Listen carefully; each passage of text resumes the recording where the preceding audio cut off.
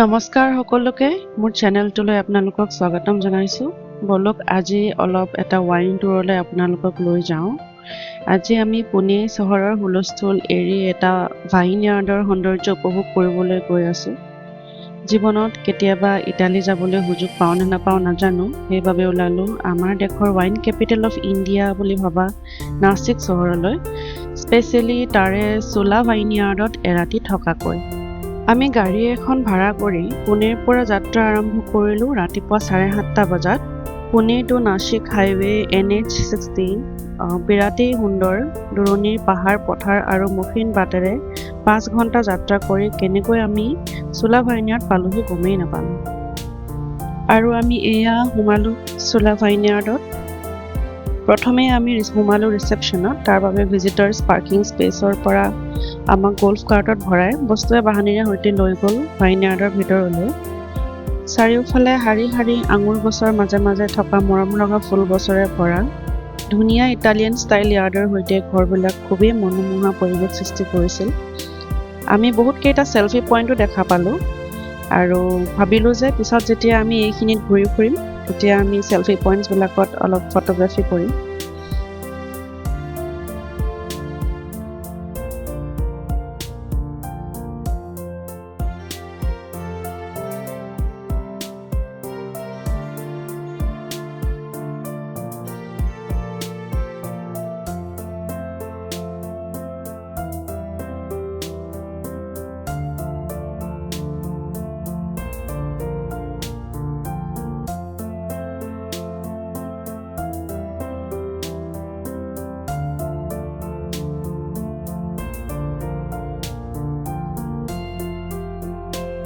আমি check in কৰিলোঁ the source at চোলা বোলা সিহঁতৰ ভিতৰুৱা ৰিজৰ্টখনত। লবিৰ ভাইবছ কিমান যে ধুনীয়া আছিল, সোমায়ে মনটো ভাল লাগি গৈছে। চাৰিওফালে ৱাইন আৰ্ট সজাই থোৱা আছিল, ষ্টোনৰ ফ্ল'ৰিং আৰু আগফালৰ গাৰ্ডেনখন যে বিৰাটেই ধুনীয়া।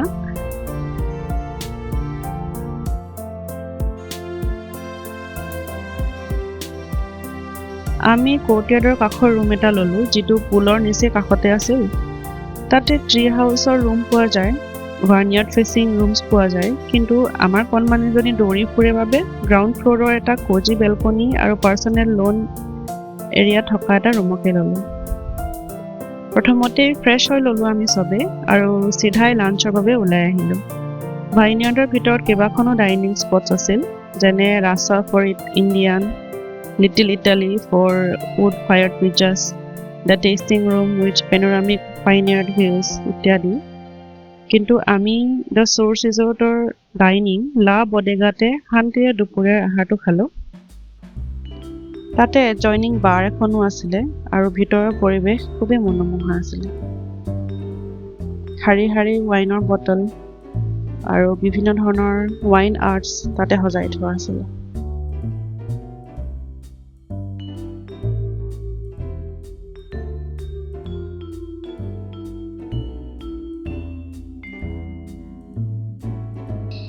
আমি পিছে লাঞ্চৰ কাৰণে ল'লোঁ pesto sauce pasta, lachha paratha with hariyali chicken আৰু 2 গ্লাছ মিমোছা। লা বডেগাৰ ষ্টাফক আমি অনুৰোধ কৰিছিলোঁ আমাৰ বেবীৰ বাবে এটা ছফ্ট বইল্ড এগছ। তেওঁলোকে লৰালৰিকৈ 2টা ছফ্ট বইল্ড এগছ তাইৰ বাবে মেনুত নথকা সত্ত্বেও বনাই দিলে আৰু আমি যিমানবাৰ তাতে খালোঁ তেওঁলোকে বেবী ফুডৰ পইচা ল'বলৈ অস্বীকাৰ কৰিলে। Her food was on the house for the entire time we stayed there. লা বডেগাত বহুত সুন্দৰকৈ খাই বৈ আমি অকণমান জিৰণি ল'লোঁ আৰু আমাৰ কণমানিজনী শুই যোৱাত আমি মাক দেউতাকে ফটাফট অলপমান বাহিৰত ফটোগ্ৰাফী কৰি ল'লোঁ আৰু তাই উঠাৰ পিছত আবেলি ৱাইন টেষ্টিং কৰিবলৈ ওলাই গ'লোঁ। ৱাইন টেষ্টিঙৰ গোটেই পৰিৱেশটোৱে মায়াময়। তাতে গৈ wine tour and tasting grape to glass book কৰিব লাগে আৰু প্ৰত্যেক আবেলিয়ে দূৰ দূৰণিৰ পৰা অহা ৱাইন এনথুচিয়াষ্টেৰে টেষ্টিং ৰুমটো ভৰি পৰে। বহুতেই নাইট ষ্টে নকৰাকৈ আবেলি টুৰ এণ্ড টেষ্টিংটো কৰি খাই বৈ গিফ্ট শ্বপৰ পৰা নানা চিভিনিয়াৰ্ছ আৰু বিবিধ red wine, white wine, sparkling wine এইবোৰ ফেক্টৰী দৰত কিনি গুচি যায়।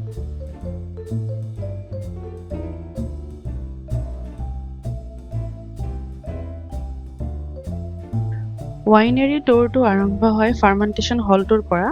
সোমোৱা বাৰাণ্ডাতে আছিল ৰেড ৱাইন বনোৱা গ্ৰেপছ ক্ৰাছিং ইউনিট আৰু হোৱাইট ৱাইন বনোৱা গ্ৰেপছ প্ৰেছিং ইউনিট।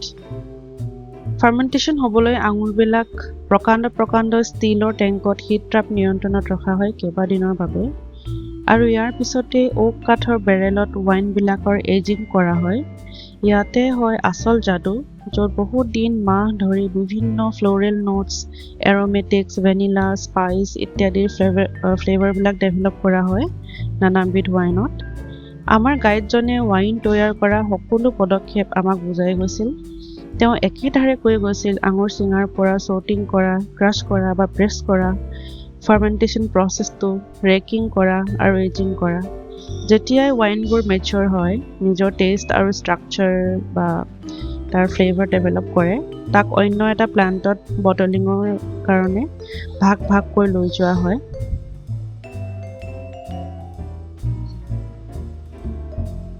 এতিয়া আৰম্ভ হৈছে ৱাইন টেষ্টিং পৰ্ব, যিটোত 6টা বিভিন্ন ধৰণৰ ৱাইন টেষ্ট কৰোৱা যায়। সকলোতকৈ পাতল ৱাইনৰ পৰা বোল্ড টেষ্ট থকালৈকে তেওঁলোকে আগবঢ়াই নিয়ে। হোৱাইট, ৰেড, স্পাৰ্কলিং, যিবোৰ তেওঁলোকৰ কালেকশ্যনৰ পৰা চেম্পলিঙৰ বাবে দিয়া হৈছে। 4বিধ ৱাইনৰ ছিৰিজৰ পৰা আমাক টেষ্টিং কৰোৱা গৈছিল: দ্য ৰাছা, দ্য চ'ৰ্চ, ডিণ্ডোৰী আৰু চুলা ক্লাছিক্স। ৱাইন টেষ্টিং কৰোৱা ছমিলিয়াৰজনে ৱাইন টেষ্ট কৰাৰ কিছুমান কিটিপ আমাক কৈছিল, যেনে কিবা ৱাইন গ্লাছত লৈ প্ৰথমে আমি অলপ লৰাই swirl কৰি গ্লাছত তাৰ এছেন্সটো কোট কৰি ল'ব লাগে 5 ছেকেণ্ডৰ বাবে। তাৰপিছত দুবাৰমান স্নিফ কৰি তাৰ সুগন্ধটো ল'ব লাগে। কিছুমান নোটছ গোন্ধতেই পোৱা যায়। আৰু শেষত এটা ষ্টিপ লৈ জিভাত তাৰ সোৱাদৰ সন্ধান কৰিব লাগে। প্ৰথমেই চাব লাগে সেয়া ফ্ৰুটি ফ্লেভাৰ নে ফ্ল'ৰেল নে স্পাইচি, আৰু সৰ্বশেষত তাৰ টেক্সচাৰটো লাইক স্মুথ নে ৰাফ এইটো চাব লাগে।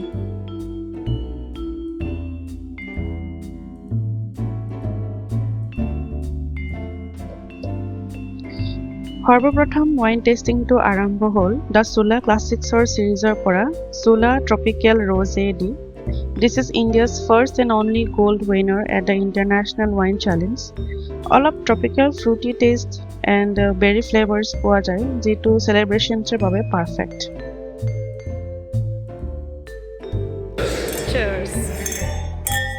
দ্বিতীয়টো ৱাইন আমাৰ বাবে ৰখা হৈছিল চুলা ডিণ্ডোৰীৰ ৰিজাৰ্ভ চাৰ্ডনে। পেৰিছ ৱাইন কাপত ইণ্ডিয়াৰ কাৰণে প্ৰথম গ'ল্ড উইনাৰ আছিল এই ৱাইনটো, যদিও বহুত ৰিচ টেক্সচাৰ ৱাইজ ভাল আছিলে আৰু ফ্ৰুটি ভেনিলা টাইপৰ অলপ ফ্লেভাৰ আছিল। মোৰ কিন্তু কিয় জানো সিমান এটা খাই ভাল নালাগিল। তৃতীয়টো আছিল এটা ধুনীয়া ৰোজ ৱাইন, যিটো দ্য চ'ৰ্চ ছিৰিজৰ গ্ৰেনেছ ৰ'জে। ইও বহুত ৱাইন এৱাৰ্ডছ আৰু মেডেলছ পোৱা বুলি আমাক কৈছিল। খাবলৈ খুব ফ্ৰেছ, ফ্ৰুটি এণ্ড বেলেঞ্চড আছিলে। সকলোতকৈ বেছি মই এক্সাইটেড আছিলোঁ ৰেড ৱাইন ছিৰিজটোৰ বাবে। চ' 4th and 5th ৱাইনকেইটা আমাক সোৱাদ ল'বলৈ দিলে ৰাছা কনচেপ্টৰ 2টা ৱাইন, ৰাছা চাইৰা আৰু ৰাছা চুভিনিয়ন। ইটোতকৈ সিটো চৰা। ৰাছা চাইৰা যদি গোলাপী, স্পাইচি, পেপাৰী ফ্ৰেগ্ৰেন্স দিয়া নিচাৰ বটল আছিল, ৰাছা চভিনিয়ন আকৌ তাতকৈও কাঢ়া, গাঢ় ৰঙা, স্পাইচি নিচাৰ বটল আছিল। এই দুয়োটাই ৱাইন খাই ভাল পোৱা মানুহক অতুলনীয় 14% এলকহলৰ আনন্দ দিব।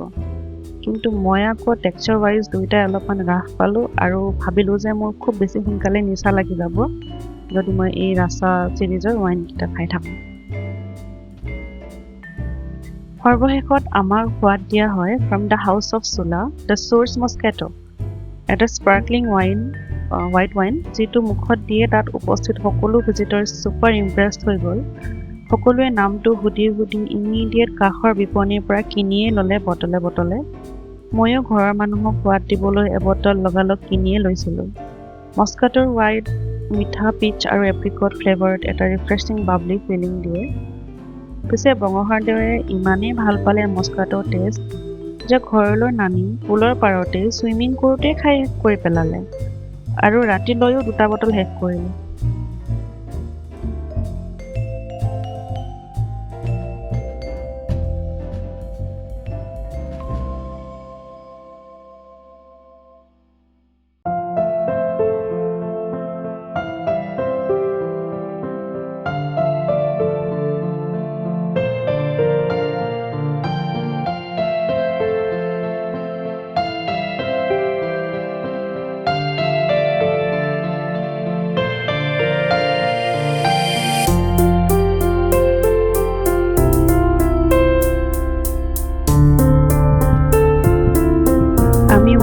ৰিলেক্সিং কৰাৰ পিছত পুলত অলপ দেৰি এনজয় কৰিলোঁ। মোৰ ছোৱালীজনীয়ে দেউতাকৰ সৈতে পানীত খেলি খেলি উঠি আহিবই খোজা নাছিল।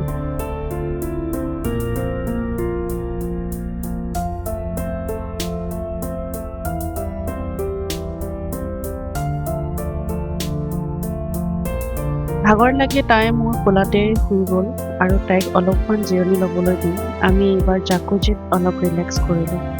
The pool evening was a whole mood with good food, wine and company of many lovely people.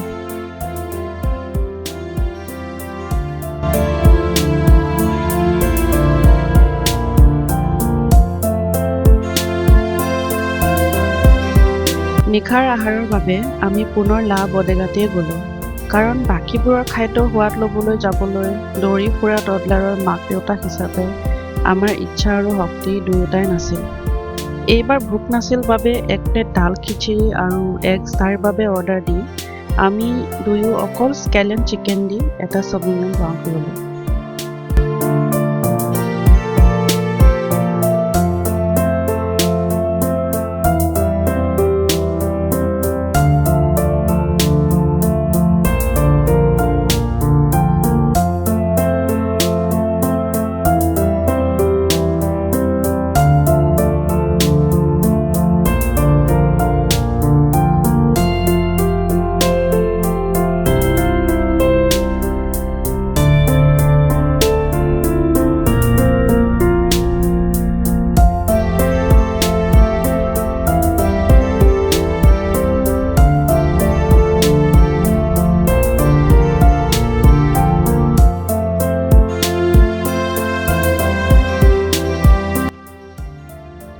After dinner, we spent some quality time enjoying the poolside calmness in our cozy balcony. পিছদিনা ৰাতিপুৱা মই 6টাতে উঠি অলপ কোমল ৰ'দত ঘাঁহনিত খোজ কাঢ়িলোঁ, stretching কৰিলোঁ আৰু অকলেই অকণমান ইফালে সিফালে ফুৰিবলৈ ওলাই গ'লোঁ।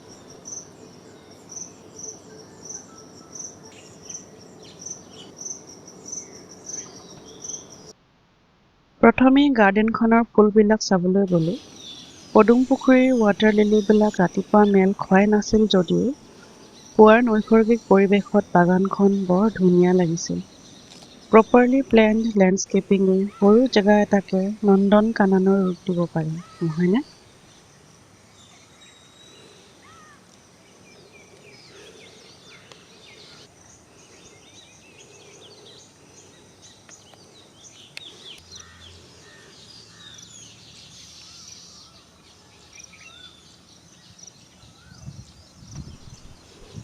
আঙুৰৰ শাৰী শাৰী খেতিৰ মাজে মাজে থকা খোজ কঢ়া ৰাস্তাবিলাক আৰু চাইক্লিঙৰ লেইন কেইটাত ঘূৰি ফুৰিলোঁ অলপ দেৰি। এতিয়া আঙুৰ কেঁচা হৈয়ে আছে, পিছে অলপ দুখ লাগিল, খাবলৈ মন আছিল দুটামান ছিঙি।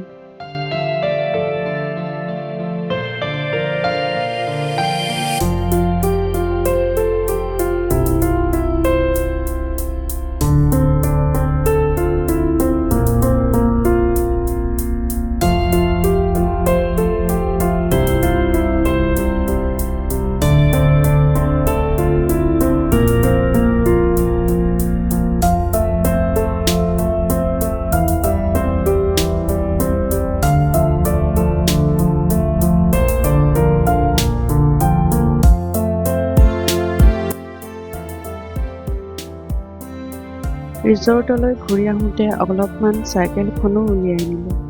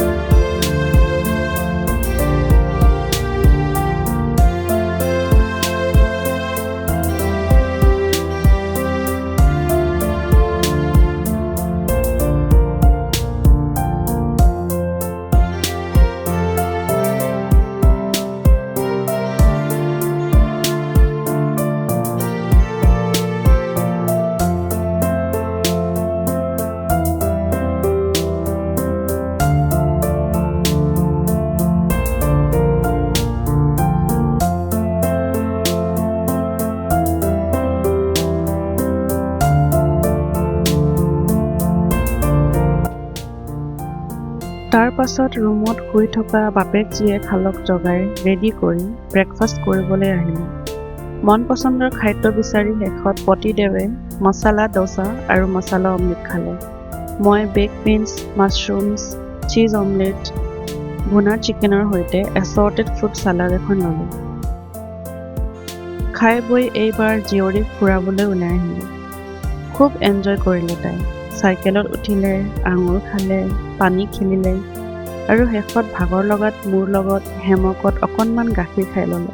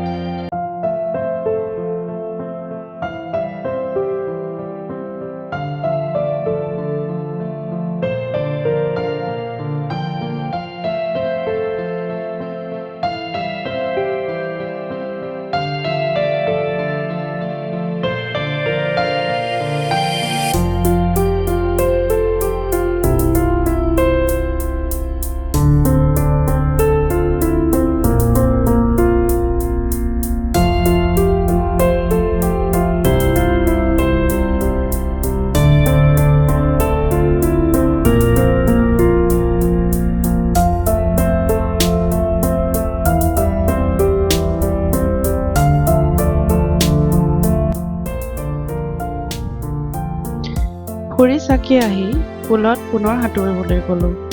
আমাৰনো কি, মোৰ ছোৱালীয়ে পানী ইমানেই ভাল পায়, ঠাণ্ডাত কঁপনি উঠিলেও নামিব নোখোজে।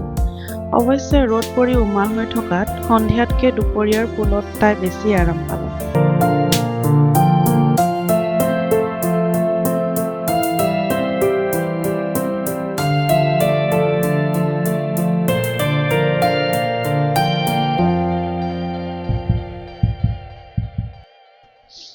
এইবাৰ আমি ফাইনেলকে পেকিং কৰি চেক আউট কৰি ল'লোঁ আৰু কেব আহিবলৈ 2 ঘণ্টা এটা হাতত ৰাখি ৱাইন টেষ্টিং ৰুমৰ বেলকনিত অলপ সময় কটালোঁ। চাৰিওফালৰ উজ্জ্বল পোহৰত জিলমিলাই থকা আঙুৰৰ ভাইনয়াৰ্ডখন, নীলিম আকাশৰ শুকুলা ডাৱৰৰ ধেমালি চাই 2 গ্লাছমান ৱাইন আৰু পিজ্জা খাই আমি আমাৰ চোলা ভাইনয়াৰ্ডৰ সোণালী দিন দুটাৰ সামৰণি মাৰিলোঁ। আমি ক্লাছিক চেলফি পইণ্টছ কেইটাত চেলফি মাৰিলোঁ যদিও বহুতকেইটা পইণ্টছ আছিল ফটোগ্ৰাফীৰ কাৰণে। সেইবোৰ পিছে লগৰীয়াৰ সৈতে ফুৰিবলৈ আহি দৌৰি ফুৰিবলৈ বেছি ভাল হ'ব। আমাৰ সম্পূৰ্ণ শ্বেডিউল যিহেতু বেবীৰ ইচ্ছামতে চলে, আমি সেইবাবে গোটেইকেইটা চেলফি পইণ্টতে গৈ পেলাই ফটো মাৰিব নোৱাৰিলোঁ।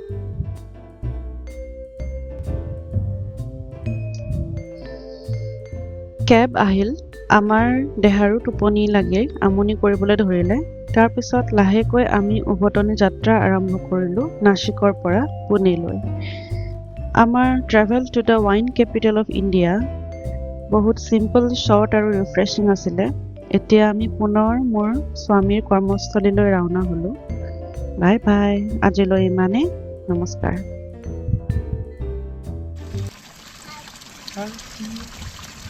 বাবা আগে ভাল লাগিছে না? ওকে